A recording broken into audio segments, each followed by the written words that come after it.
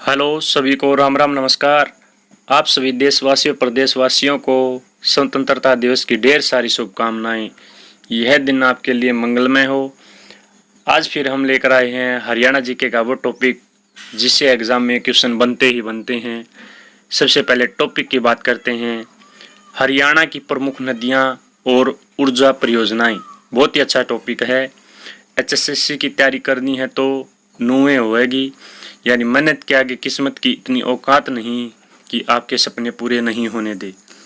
तो चलिए सबसे पहले हम बात करते हैं हरियाणा की नदियों के बारे में। तो सबसे पहले यमुना नदी, आपको मैप के माध्यम से समझा दूं तो एक बार कि ये नदियाँ कौन सी नदी कहाँ से निकलती है और कैसे ड्रा होती है। सबसे पहले ये हरियाणा का मैप ड्रा किया हुआ है, देख लेना भाई एक बार। यहाँ से स्टार्टिंग होके पंचकुला से होते हुए ये हरियाणा का मैप है, जो ये सिरसा और ये यहाँ से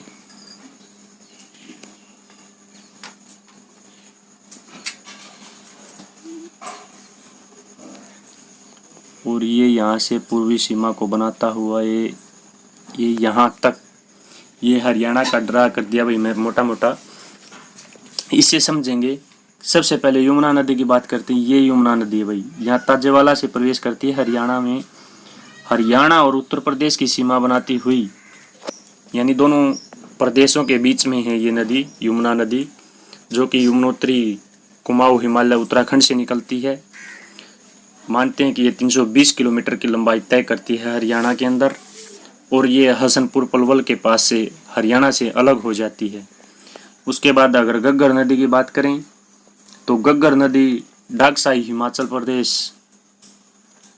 शिमला हिमाचल प्रदेश से निकलती है, और ये नदी यहाँ से होती पंचकुला से, फिर ये यहाँ से होती हुई सिरसा से होती हुई और हनुमानगढ़ नामक जगह राजस्थान में लुप्त हो जाती है। अगर बात करें टांगरी नदी की तो टांगरी नदी हरियाणा के मोरनी की पहाड़ियाँ जो कि पंचकुला में स्थित हैं वहाँ से निकलती है, और बस ये इतनी ही दूरी तय करती है। अगर बात करते हैं मारकंडा नदी की तो मारकंडा नदी यहाँ काला अम जो कि अंबाला में पड़ता है वहाँ से हरियाणा में प्रवेश करती है, और शिवालिक की पहाड़ी से निकलकर ये आने वाली नदी जो कि आगे सरस्वती नदी में मिल जाती है, जो कि सरस्वती नदी है। उसके बारे में बताएं तो सरस्वती नदी आदि बद्री नामक स्थान पर हरियाणा में प्रवेश करती है यमुनानगर में, और पेवा के पास ये आपस में मिल जाती हैं, और सहायक नदी है टांगरी और मारकंडा सरस्वती नदी की। और फिर सरस्वती नदी सहायक नदी है किसकी? घग्गर नदी की। तो ये थे वही हरियाणा की नदियाँ, प्रमुख नदियाँ।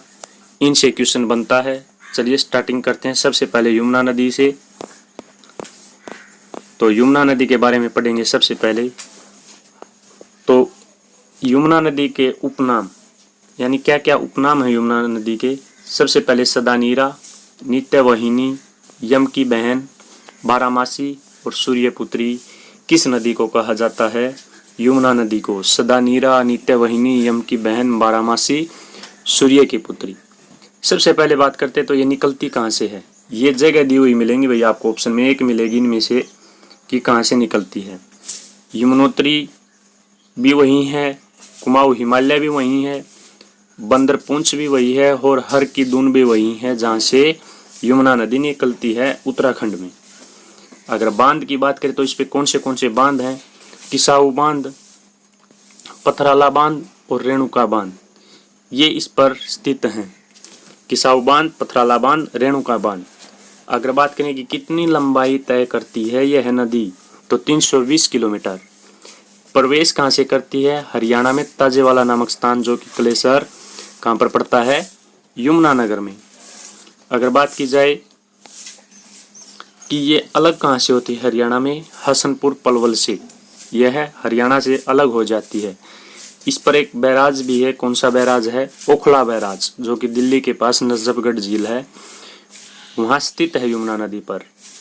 अगर बात की जाए कि ये किस किस जिले से होकर बहती है, सबसे पहले यमुनानगर, फिर आता है करनाल, फिर आता पानीपत, फिर सोनीपत, फिर फरीदाबाद और पलवल, फिर यह हरियाणा से अलग हो जाती है। ये थी वही हरियाणा की नदी, प्रमुख नदी यमुना नदी, जो कि बारहमासी नदी है, बरसाती नदी भी है, यानी मौसम की नदी नहीं है, ये पूरे साल चलने वाली नदियों में से नदी है यमुना नदी, जो कि हरियाणा की सबसे प्रमुख नदी है। नेक्स्ट बात करते हैं गग्गर नदी। ये भी बहुत ही अच्छी नदी है भाई, इससे भी क्वेश्चन बनता है। सबसे पहले बात करते हैं ये कहाँ से निकलती है। गग्गर नदी डागसाई शिमला हिमाचल प्रदेश से निकलने वाली नदी है। एक बात ध्यान रखना, एक ही नदी है जो उत्तराखंड से निकलती है, वो है यमुना नदी, पर बाकी सभी कहाँ से निकलती हैं, शिमला हिमाचल प्रदेश से। बात करते हैं हरियाणा में किस जिले में प्रवेश करती है और कहाँ से करती है, इससे क्वेश्चन बनता है। तो यह है प्रवेश करती है कालका से, जो कि कहाँ पर पड़ता है, पंचकुला जिले में स्थित है, और सिरसा जिले से अलग हो जाती है। यानी सिरसा जो जिला है हमारा लास्ट में राजस्थान से के पास, उस जिले से मानते कि ये अलग हो जाती है। और ये लुप्त कहाँ पर होती है, हनुमानगढ़ नामक जगह पर राजस्थान में लुप्त हो जाती है। गग्गर नदी का प्राचीन नाम भी कई बार पूछ चुके हैं भाई क्वेश्चन कि क्या है प्राचीन नाम।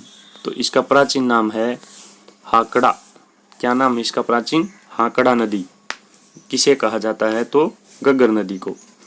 गग्गर नदी और सरस्वती नदी का संगम पटियाला और संगरूर के आसपास माना जाता है। यानी ये इनका यहाँ पर संगम हो जाता है, दोनों नदियाँ मिल जाती हैं, क्योंकि सरस्वती नदी लुप्त है फिलहाल, पर इतिहास मानता है कि ये नदी यहाँ से निकलती थी और वहाँ जाकर इस नदी में मिल जाती थी, पर जो कि अब फिलहाल लुप्त है।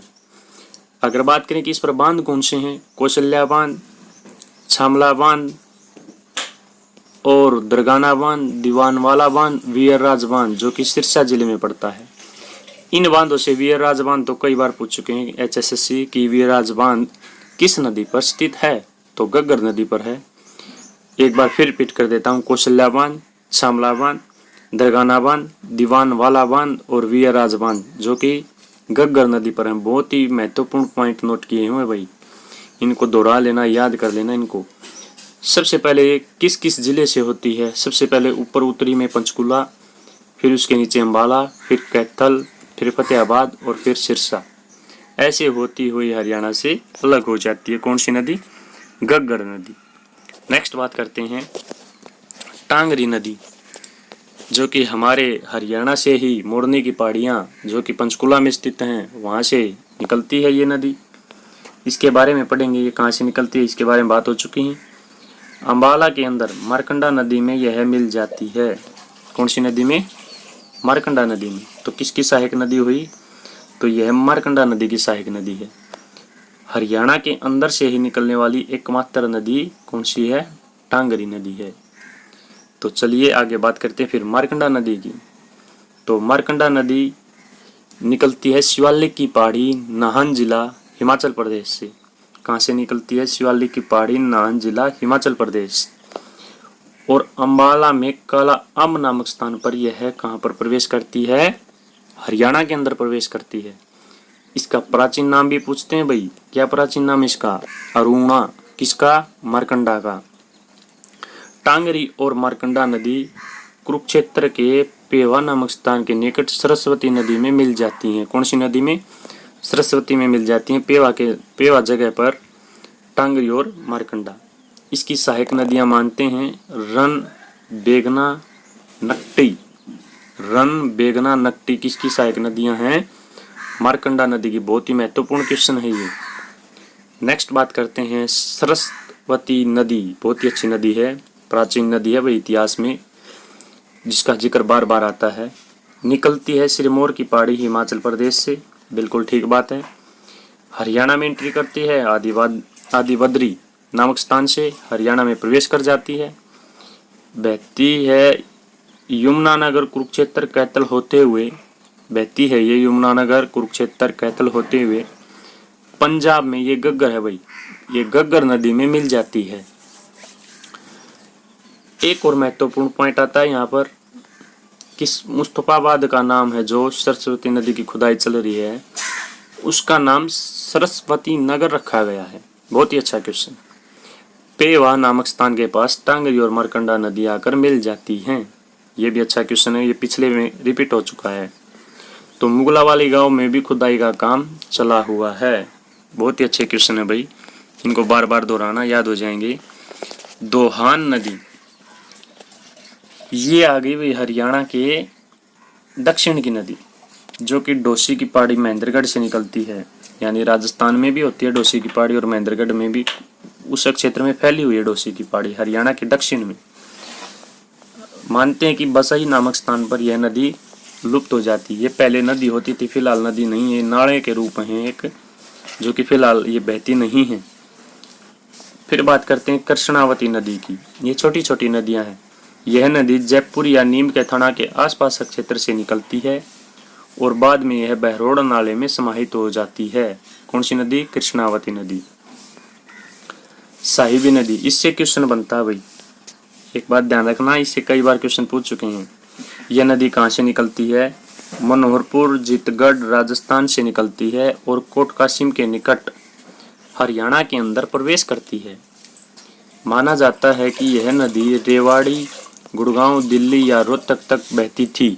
इतिहास मानता है कि यह नदी रेवाड़ी, गुड़गांव, दिल्ली या रोहतक के क्षेत्र तक यह बह के आती थी या बहती थी।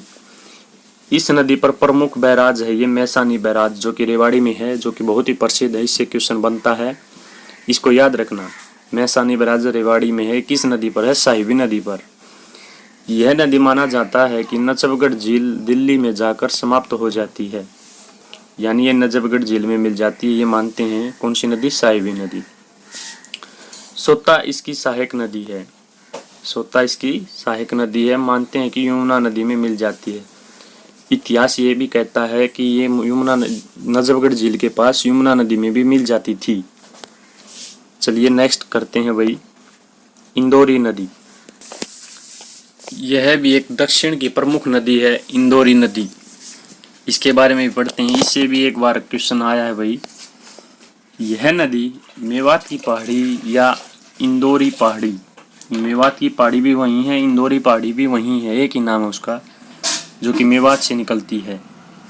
यह नदी मेवात और गुड़गांव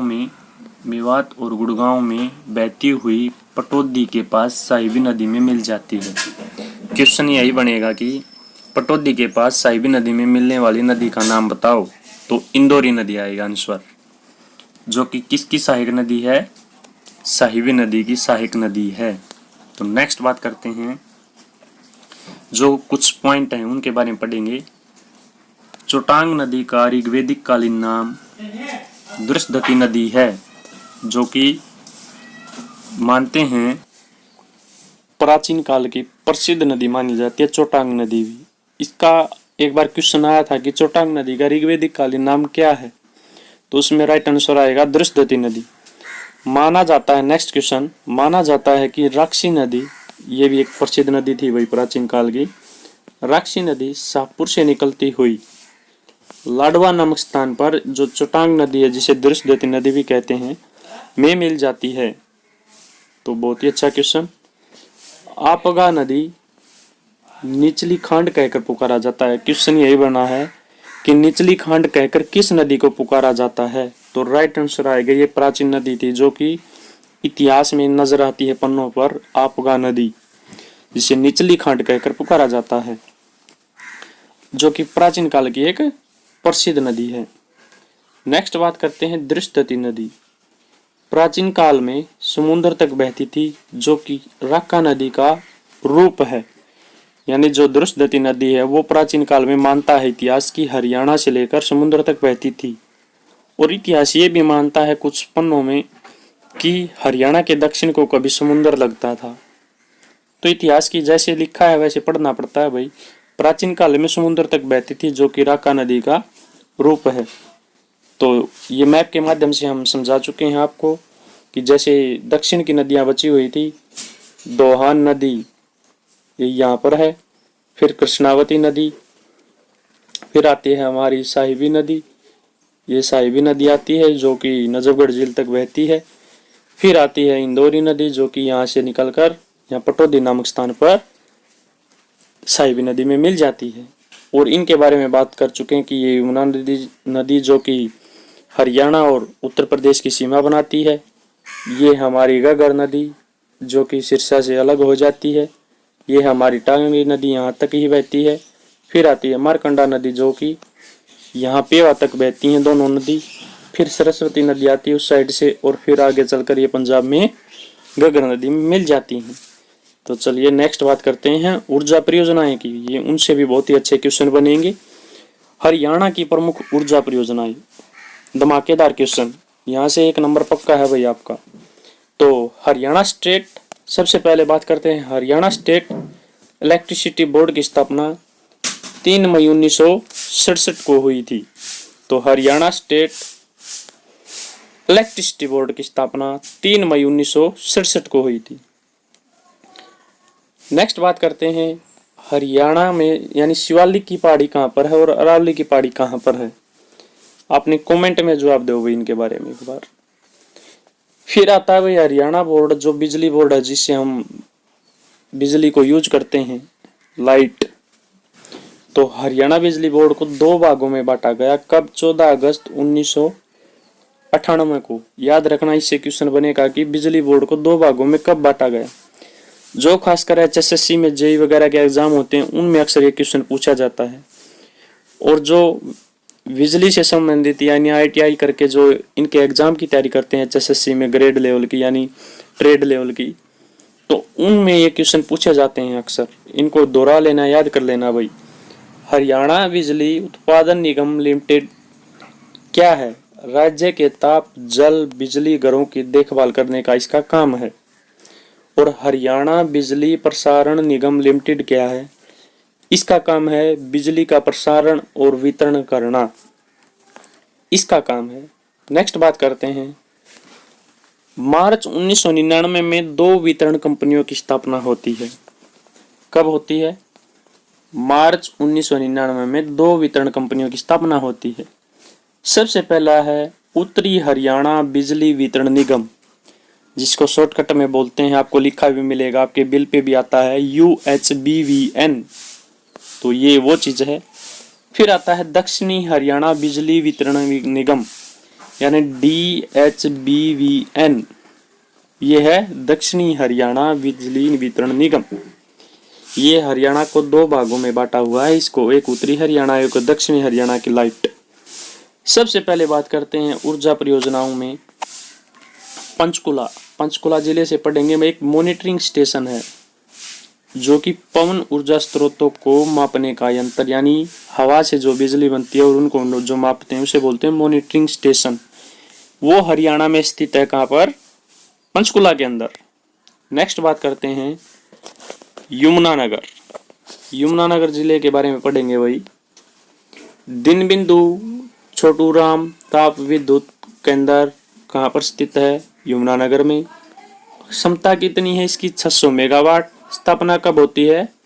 2008 में।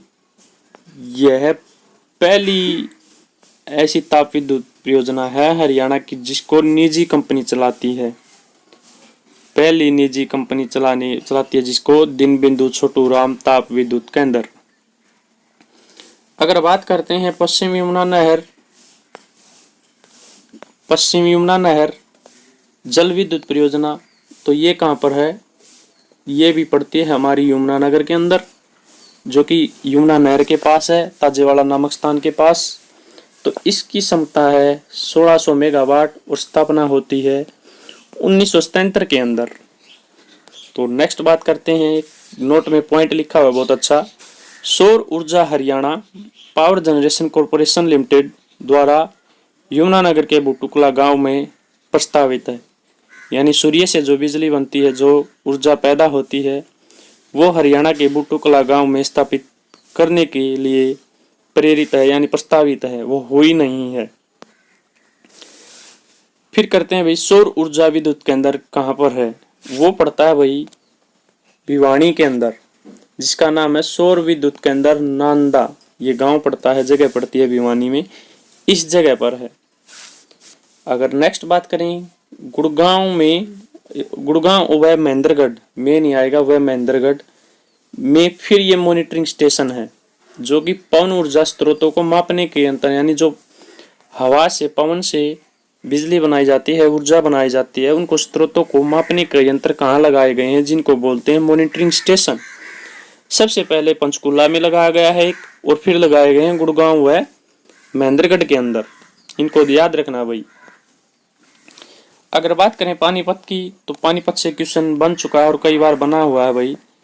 पानीपत ताप विद्युत केंद्र आसन गांव में स्थित है। आसन सिवाय ये इकट्ठे गांव हैं, इनके पास पानीपत ताप विद्युत केंद्र है, जिसकी क्षमता है 1367.80 मेगावाट। इसकी पैदा करने की क्षमता है, बिजली पैदा करने की। इसकी स्थापना हुई थी 1979 के अंदर। इसको भी जरूर याद रखना। उतनी ही चीज लिखी है जितनी एग्जाम में पूछी जाती है भाई, ये बात ध्यान रखना। सोनीपत जिले की बात करें तो ककरोई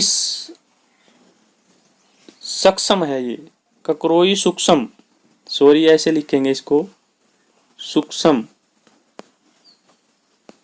सूक्ष्म जल विद्युत परियोजना आएगा, जो कि ककरोई गांव सोनीपत में स्थित है, जिसकी क्षमता है 300 मेगावाट।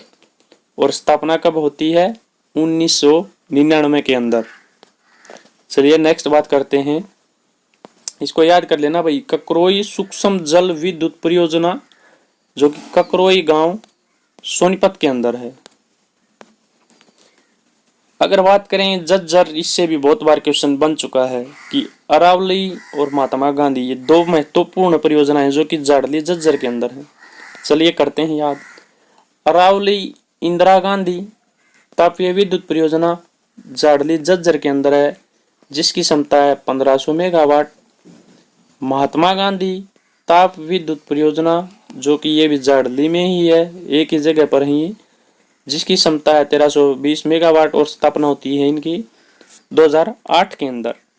एक बात ध्यान रखना, जो गांधी परिवार है, इंदिरा गांधी और महात्मा गांधी, दोनों की दोनों झज्जर जाडली के अंदर हैं। अगर आपसे राजीव गांधी की बात करें, ये अलग है भाई, इसको आगे पढ़ेंगे। ये कहां पर है? ये पढ़ती है हिसार के अंदर। कहां पर पढ़ती है? ये हिसार के अंदर है राजीव गांधी। अगर अरावली इंदिरा गांधी और महात्मा गांधी पूछे तो जाडली झज्जर में है। चलिए नेक्स्ट पढ़ते हैं। ये आगे भी राजीव गांधी हिसार के अंदर, बहुत ही अच्छा क्वेश्चन बनेगा यहाँ से भी, इससे भी क्वेश्चन बन चुका है। हिसार में राजीव गांधी ताप विद्युत परियोजना गांव खेदड़ हिसार में स्थित है, जिसकी क्षमता है 1200 मेगावाट। स्थापना हुई थी 19 मई 2007 के अंदर। चालू कब होती है? अगस्त 2010 के अंदर। इसका निर्माण किस कंपनी ने किया था? रिलायंस लिमिटेड ने इसका निर्माण किया था, जिससे संचालित है ये राजीव गांधी तापीय विद्युत परियोजना गांव खेदड़ हिसार में है। क्षमता 1200 मेगावाट। स्थापना 19 मई 2007 को, चालू होती है 2010 को। रिलायंस इसकी निर्माता है। चलिए नेक्स्ट करते हैं फतेहाबाद। फतेहाबाद में भाई एक परमाणु विद्युत केंद्र है, गोरखपुर परमाणु विद्युत केंद्र के नाम से, जो कि गोरखपुर गांव में है, फतेहाबाद में प्रस्तावित है, यानी बना हुआ नहीं है, बन रहा है, अभी कंप्लीट होने को है। क्षमता की बात करें तो 2800 मेगावाट है। और स्थापना कब होती है? 2014 के अंदर इसकी स्थापना होती है। गोरखपुर परमाणु विद्युत केंद्र, गोरखपुर फतेहाबाद के अंदर। नेक्स्ट बात करते हैं फरीदाबाद। यहाँ से भी क्वेश्चन बनता है। फरीदाबाद में एक गैस आधारित तापीय विद्युत परियोजना है, जिससे क्वेश्चन आता है। तो ये इसकी क्षमता कितनी है? 1500 मेगावाट, जो कि कहाँ पर है? ये फरीदाबाद के अंदर। एक करंट का क्वेश्चन है, आपने अब बताना कि कितनी परियोजनाएं हैं, चेंज हुई हैं कि या यही हैं। इनसे एक आपको क्वेश्चन देता हूँ। ये क्वेश्चन क्या था? ये सेम ऐसे क्वेश्चन पूछा था, राज्य के 18 जिलों में कितने ऊर्जा पार्क स्थापित हैं? तो इसमें आया था भाई 20। ये आपको चेक करना, यानी पावर हाउस कितने हैं। नेक्स्ट बात करते हैं बहुत ही महत्वपूर्ण बिंदु से। जब बंसीलाल की सरकार थी 1970 में, हरियाणा के हर घर गांव और हर गांव में बिजली की पहुंचाने वाला मंत्री, मुख्यमंत्री कौन था? बंसीलाल था। भारत में पहला ऐसा राज्य, ऐसा प्रदेश हरियाणा बना था जिसमें हर घर बिजली थी उस समय पर। कब? 1970 के अंदर हर गांव बिजली पहुंचाई थी बंसीलाल ने। 80 के दशक में भी यानी हरियाणा की सभी जितनी भी बस्तियां थी, गलियां थी, उन सभी में लाइट की प्रबंध करने वाला भी राज्य पहला हरियाणा था। हरियाणा बिजली, अगर बात करते हैं हरियाणा बिजली विनियंत्रक की स्थापना कब होती है।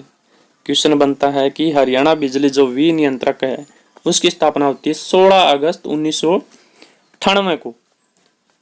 एक क्वेश्चन ये भी बनता है जो पीछे छूट गया था, भाई यहाँ से ये अलग इसलिए लिखा ताकि याद हो जाए।